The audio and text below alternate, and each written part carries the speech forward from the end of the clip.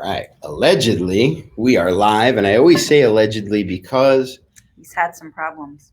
Yeah, this one time I did this amazing broadcast. All right. Yeah, we are good to go. So welcome to the show, everybody. I know this is the first time we're doing this, so let's introduce ourselves a little bit. Ladies, you go first. Tell us who you are, Go ahead, Amy. What you do, and Okay, I'm Amy Markowitz. I'm a licensed clinical social worker and a personal trainer. So I have worked with kids of all ages on behavioral and developmental issues, as well as social work stuff. So that's what I do. Cool. Okay, I'm Heidi Burmann. Most of you know me. I have a degree in early childhood development, and I'm certified as a pediatric ninja specialist. And been doing this for quite some time now, and I really enjoy it. It's my passion. And just in case you guys are wondering, yes, we are in the same room. We just have two cameras going to make sure that the angles work. So my name is Mike. Listen, you. My name is Mike. I am a certified pediatric ninja specialist as well. My degree is in occupational science. I'm one of the instructors and the co-owner here at SKILLZ of Patchogue. And together we are the development leadership team here, where we meet together to discuss topics that are challenging the members of our community, especially the members of our school, so that anything that Heidi or I don't understand or can help with, we have the ability to go to Amy as our resident social worker, and then we bring that out to the community, working with the kids in our school to help them become the best they can be physically, intellectually, emotionally, and socially. So like I said, today we want to talk a little bit about big behaviors. We've had this conversation a few times over the past weeks where some of them are existing members, some of them are new people coming in, and the conversation goes something like this. So what would you like us to work on with your child? He doesn't listen, he gets angry, has anger issues, talks back, lashes out, hits me. There's a lot of anger going on, or what looks like anger. It's not always. So from a developmental perspective, I think the first thing that we have to understand is when your child has a behavior, we don't like to necessarily call it a bad behavior, because behavior is really just communication, especially when we deal with the younger kids, 3 and 4 years old. They only have a 10 to 30% of their language skill. So they don't have the ability to say, hey, Mom, I'm really upset with the decision you made about my ability to play Legos beyond my bedtime. They don't have that processing ability. So what they do is they let you know that something is amiss the only way they know how, and that's by temper tantrums, lashing out, sometimes even saying they hate you. Really, you're the safest place for them to be to experiment with these behaviors, so you probably see it the most. And the reason I explain that is because the first thing we like to do is set parents' minds at ease that you don't have a bad child. Your child doesn't even have bad behaviors. This is a learning phase. Now, that said, that's where we come in. It's our job to help you start to work through some of this so that you can empower your child to do a little bit better. So, Amy, in your social work practice, I'm sure you deal with a lot of, even at an adult level, we have these challenges of I don't really know how to express what's going on inside of me. So right.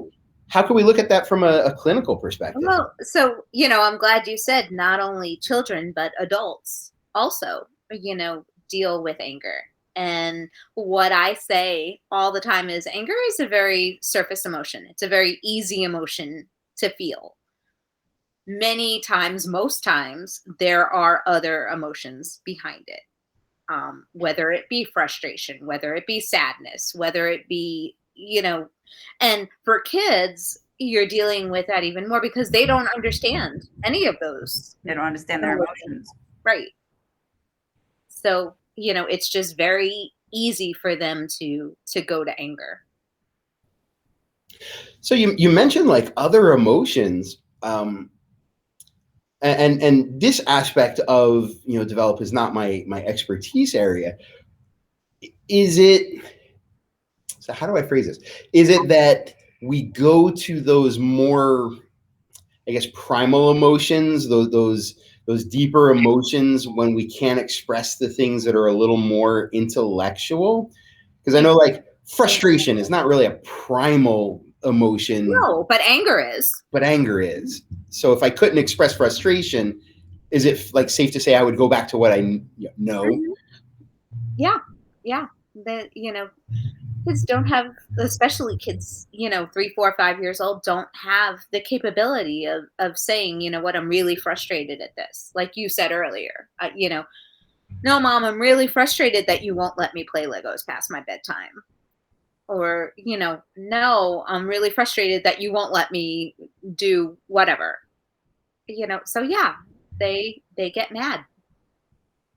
And I think we do something similar. Like we use martial arts as our vehicle. We're not really martial arts school, but it connects with the kids. Mm-hmm. And you see, when we get to more complex types of motion, I think the tendency is when it gets tough, I go back to the simple things I knew. And instead of seeing the exploration of the new concept, there's a tendency to go back where you feel safe. Exactly. I feel very safe doing like a punch, even though you learned 72 different techniques. You go back to what you know, and it comes out more often. So Heidi, how do you deal with deal with so wrong, right? You work with you work with the younger kids in class. So Heidi works with the 18 to 36-month-olds, the toddler mommy and me classes, the 3 and 4-year-old preschoolers, and also the 5 and 6-year-olds in our program. So you have a lot of those experiences come out in class. Strong emotions. Yes. So how do you recognize them?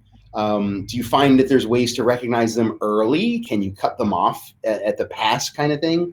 Yeah, sometimes when they're a little bit older, it comes out in bursts. When they're really little and they're just starting to figure out their own feelings inside, they don't even know how to label them. Obviously, it's just an emotion that they don't know what it is. They don't know what anger is. They don't know what sadness is. You have to help them recognize it and label it, and that's what helps them. So the little guys, the 3 and 4-year-olds, they tend to either get really angry and hit, or scream.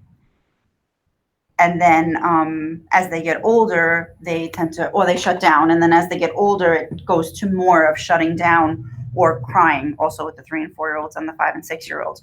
So if you see like the face scrunching up and frustration coming to them, and you go over and, oh, little Johnny, what's going on? And sometimes they will speak to you, but sometimes they won't even speak to you. What we call is their brain flips, right? Yeah, so the idea here is with adults, we tend to be a little more rational, logical. We can figure stuff out that's frustrating us. With kids, and this was a great thing we learned from Dr. Tina Payne Bryson, who co-authored with Dr. Daniel Siegel a series of books, including The Whole Brain Child. If you're a parent, definitely pick up this book. Wish I had it. Yeah, it's written by 2 developmental psychologists who are they're parents themselves, and they wrote it in such a way that there's a ton of science, which I love, but it's really relatable to parents. And what they explain is that the brain is broken up into 3 parts. There's the downstairs brain. So that's like your limbic system and your emotional system, the parts that keep you alive, fight or flight. They're all on the bottom of the brain. And then the top of the brain is your prefrontal cortex and all the parts that deal with rational thinking. It's the part that we try to be in every day, that thought base. And in the middle is a staircase. So it's the bottom of the house, top of the house. And in the middle is a staircase. And what we want to do is take ourselves from this emotionally driven type of life to one that's based a little more on logic and self-awareness, that upstairs brain. But sometimes there's a baby gate across the staircase, and that baby gate is a part of your brain called the amygdala. And what that does is it's the gatekeeper between the upstairs and the downstairs brain. So we say that if everything's well regulated, and she taught us this hand gesture, right? If everything's well regulated, this is your brain, the bottom part, the amygdala in the middle, and the top of the brain. So if I'm thinking well, that's controlling everything. But when we flip our lid, Now it's only the bottom of the brain that's controlling everything. And you get into that very raw state of being. And when you're down here, the amygdala senses danger.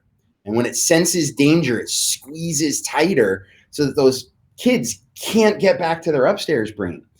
So you have a child who's in a tantrum or a meltdown, which are two slightly different things. And they're just beside themselves, crying or angry or lashing out, telling you, I hate you. And you trying to talk to them and be rational with them is not going to happen because they're not rational at the moment. Exactly. So giving them a hug, telling them you understand. The biggest thing I've seen since I've been doing this is when you go to a child, look them in the eye and say, I am so sorry you're upset. I'm so sorry you can't play Legos right now. Can I give you a hug? Their face just lights up like, oh my gosh, she understands. She's listening to me. It doesn't often happen to children. Yeah, and I'm sure, Amy, you probably see this too, is like building those connections. I worked with a therapist when I was younger. I had a lot of these same challenges where I was very intelligent and I was very strong, physical and intellectual development, but my social and emotional development was a little delayed, I think. So I often had these challenges where it wasn't really a cognitive dissonance. It was just the way I perceived things and the way I felt things was different, and it made me lash out a lot. Mm-hmm. So like in your practice, as you work with people, how do you, I guess, acknowledge where they are before you can start to do work? Right. Well, because like Heidi said, when you're in that state where, even as adults, if we're having kind of a meltdown, and adults have meltdowns too, you can't be rational. So obviously first you have to get to the point where you can have that calm, rational discussion. And I do a lot of this work in couples counseling too, that, sometimes you need to, and this is, like we talk about for kids, timeouts and, kind of giving them a little bit of a breather also. I think we all, yes, I agree with you, Heidi, that sometimes, they need to know that we understand, but they also need a little bit of time, and, it has to be age appropriate, obviously, to work it out themselves too. Yeah. And that age specific thing. And here's the other thing I love. You mentioned adults having these same issues. Mm-hmm. A lot of times when we speak to parents, and look, we do it too. We're both parents, and I'm sure, Amy, you've experienced it being a parent. Mm-hmm. We do these things too. We have bad days. I think the difference is a lot of times, especially if we didn't have the closest relationship with our parents, or they tended to be more what we call a type X personality or coaching style, where it's, I believe you're bad and I have to correct you and I tell you what to do, versus I believe you want to do good, so let me help you do good. Mm-hmm. If you were more that type X upbringing, or you didn't have that close relationship, when you now look at your own child and see these behaviors, your tendency is to have that thought that this behavior upsets me, I need it to stop. And it's now about you. It's not about the child. Well, when I work with young kids, it really is more about working with, and I'm sure you guys see this too, working with the parents than working with the kids. And it's not a judgment call. No. Because we all do it. It's human nature, I think. There's times when we have to step back and remind ourselves, like, okay, that was all about me. Let me take a breath. Mm-hmm. And that's why I say sometimes as adults, we need to put ourselves in time out mm-hmm. too. I was just going to say that when you're dealing with big emotions with a little one, you want to, sometimes you're just having a bad day, or you just had enough of their big emotions. It's perfectly acceptable and okay to say, hold on a second, and put yourself in timeout. Go to the bathroom for 10 minutes. Close that door, as long as somebody's supervising the child. But step away for a minute. It's where in a safe place. Yeah. Yep. Yeah, and I think it's also important, how we address that. Instead of saying something like, "I just can't deal with you right now," children don't understand that that means that you're having a problem. They'll tend to see that as something's wrong with me. So it's important to say, like, hey, I'm having a challenge. I'm a little angry right now. I'm going to deal with it by this. Right. Mommy And that's already the beginning of a lesson. Just needs a minute. Yeah. Yeah, that shows them, hey, this is how you deal with a big emotion. You take a step back, whatever it is, breathe. Setting that example also. I think it's also important to recognize, you mentioned they're developmentally appropriate, addressing the ways in a developmentally appropriate fashion. I think there's a lot of times when we ask kids to do something and expect it to be done. And when you look, now that the science side, which is my thing, they can't process certain quantities of information. A 5-year-old, you can get 2 steps of information out of them. So when you give them, go upstairs, put on your jacket, grab your shoes, get your homework, clean your room, come down, we have to leave it. That's like 7 steps, each of which is a complex step in and of itself. And they want to please you, especially at that age. 5- and 6-year-olds are driven by your approval. It creates frustration. Now, we've already said, when they can't acknowledge or discuss frustration, now you're getting those behaviors where I don't want to leave. Why do I have to do all this stuff? Right. The other thing that I've been thinking about is Erikson's stages of development and autonomy versus, I think it's shame and doubt, but, it's, they want to be autonomous. They want to be, able to do more, but can't. And then they, if we as parents or as adults expect them to do more and they can't, then that just creates even more of that conflict. It's funny, when I was a young parent, somebody told me that kids actually crave discipline. And at the time, I took it the wrong way, and I thought it meant like, spare the rod, spoil the child. But it's more like when you clearly define what the expectations are, it gives them a framework. They may still push those limits because that's what kids do to learn, but it gives them a framework so they know what's expected of them. That's where prompting comes in. Yeah, that prompting. So tell us about prompting. How do you use prompting? Prompting is a great tool. So you want your child to do something, you expect them to do something. So let them know beforehand what you expect them to do. Go upstairs, put your socks on, then put your shoes on and come back downstairs. Remember, that's a 3-step process, and they can only understand 2-step process for 5 and 6 years old. So knowing what to expect from them, knowing what they can handle also helps. So go upstairs, put your socks on, and I'll be right there to help you with your shoes. Guess what? When you go in that room, they're going to have their socks on because you just asked them to do one thing. Please, when we're going to sit at the dining room table now and we have company coming over, let's try and have our best behavior today and make sure that you don't scream and use your inside voice because we have a special guest today. Wow. Imagine telling your child that so they can know what's expected of them. And then they know. Speaking of special guests, we have Rich watching. What's going on? Rich is up in Canada, another child development specialist.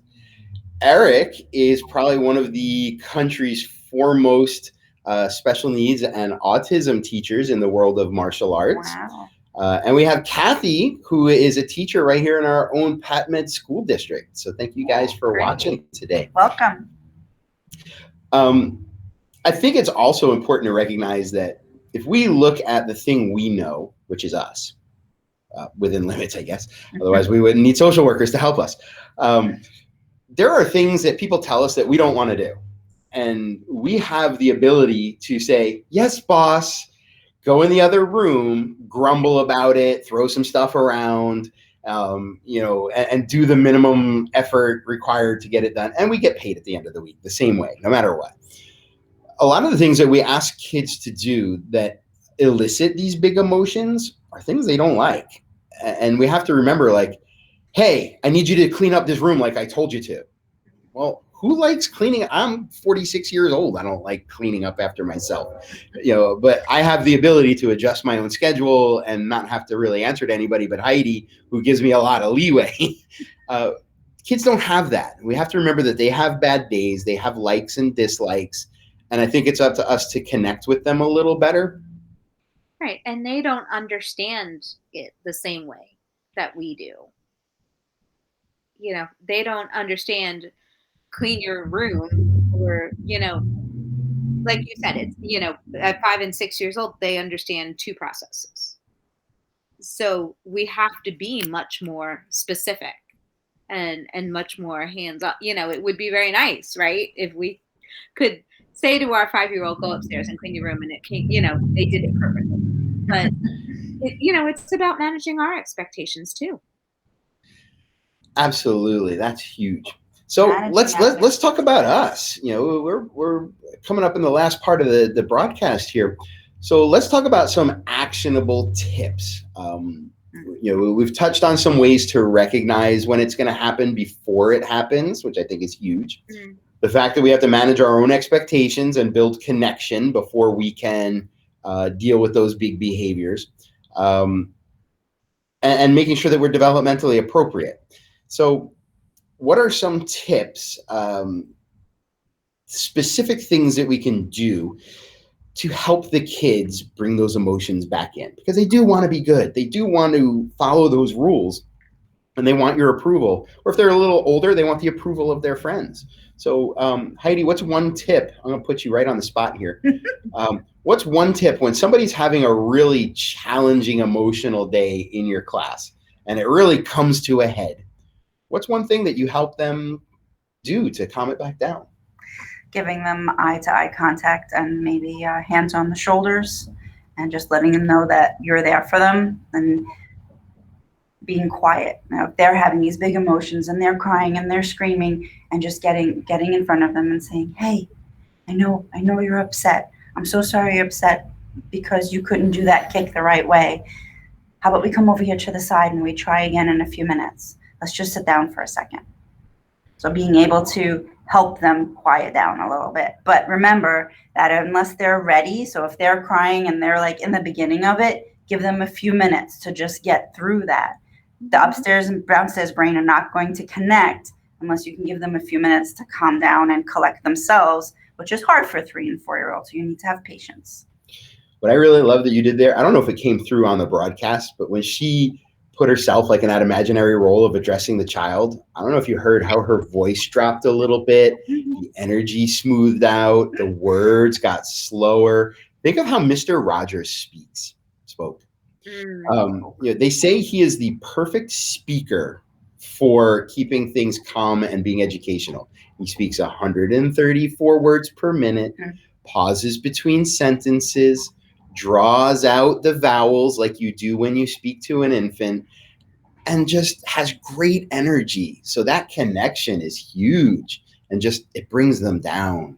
If we're escalated, I told you to relax, stop being angry. He's like, ugh. It makes you yeah, put your guard right up.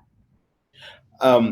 One thing that I usually do in my classes, I deal with the older kids, and they have these big emotions too. Usually by the time they lash out, it's much worse because they've tried to process through it. One thing that we do is we help them really label that emotion. Sometimes you don't even feel that, or you don't even realize that you're having this emotion. Like when you see somebody walking around and you're like, why are you so stressed? I'm not stressed. They don't even realize it. So providing them the cues. Wow, I see that your shoulders are really tense and that you're clenching your jaw. It seems like you're really stressed. It gives them the cues to look for in their own body. And by labeling it, these words are rationalizations. Words are very upstairs brain. So it helps them connect a little more with that logical side. Right. So we're always like, it looks like you're having a tough time. You're a little angry today. What's going on?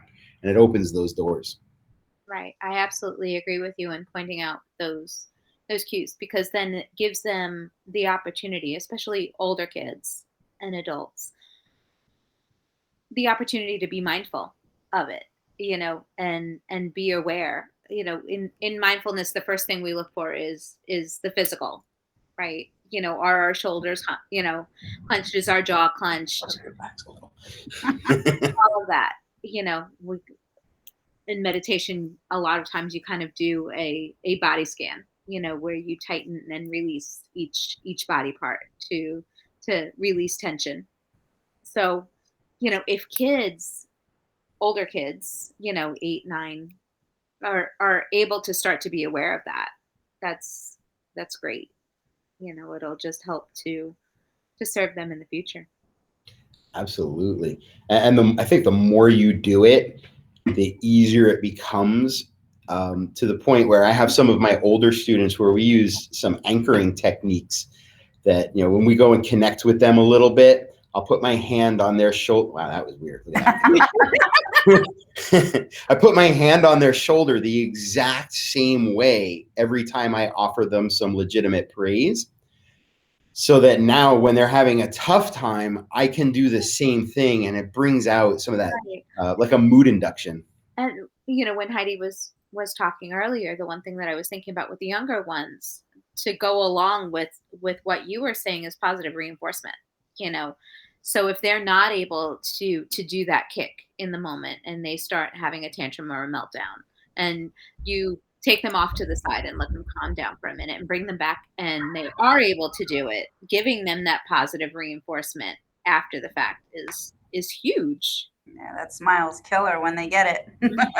Absolutely. Yeah. I mean, when we try to correct them sometimes, and especially if we're on a time crunch as adults, right? I got to get out the door because I got to get to work, and I got to drop you at school, and we got to go to the babysitter. When we get on them, it causes this, stimulates the secretion of cortisol, which is the body's stress hormone, which causes everything to shut down. Those thought processes drop, learning slows down, memory formation slows down. And when we can take the time to make it a positive experience, even if that positivity has to be delayed a little bit while we do comfort them, now we're talking more about oxytocin and dopamine, these feel-good chemicals.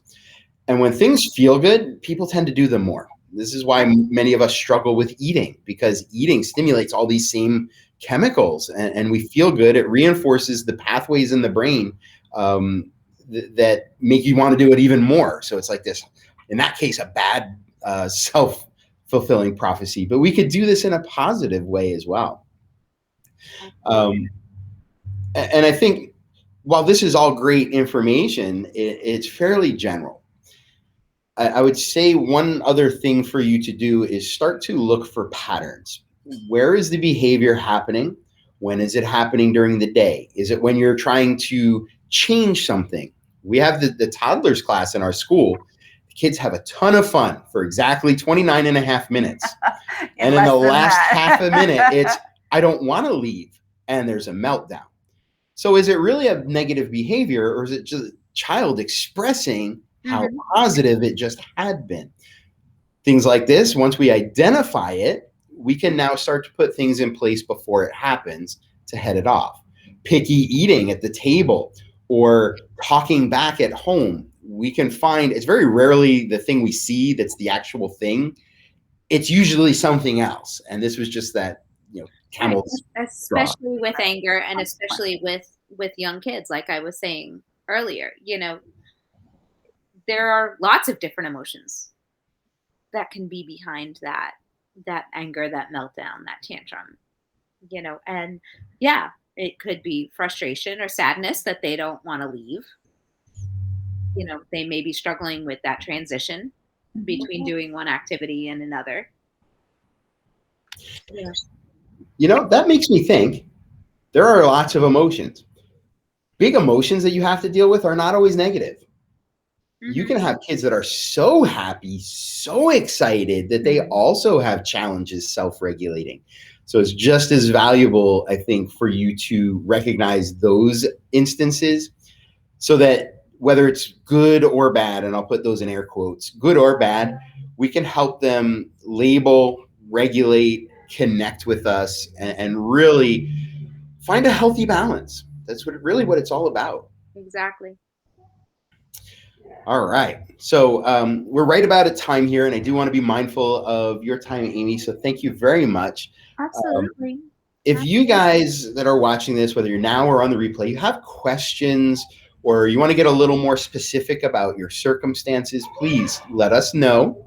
Amy is available, so you know she Absolutely. has her private practice. You can reach out to her. Or if you want to just message me with questions or concerns, I'm more than happy to help. That's very generous. And then, of course, we are here at the school, right here in Patchogue. So please message us, and we can give you some tips as well. Hopefully And then we'll if be you'd able to rather do keep more it of this. personal, This I'm was sorry, fun. Amy? I said hopefully we'll be able to do more of this. This was fun. Absolutely. Oh, she's got an appointment. Speaking of being mindful of time. So certainly everybody, you know, this is natural for everybody. This is not, you're doing something wrong or there's something wrong with your child. Just like everything else. It's a lesson. It takes a little bit of practice. That's all. Mhm.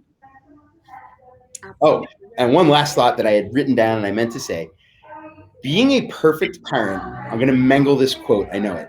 Being a perfect parent doesn't mean you have a perfect child. It means being the parent that your child needs. So don't judge yourselves too harshly. Absolutely. And that need may change on a minute by minute basis almost sometimes. So, Yeah. Welcome to humanity. exactly.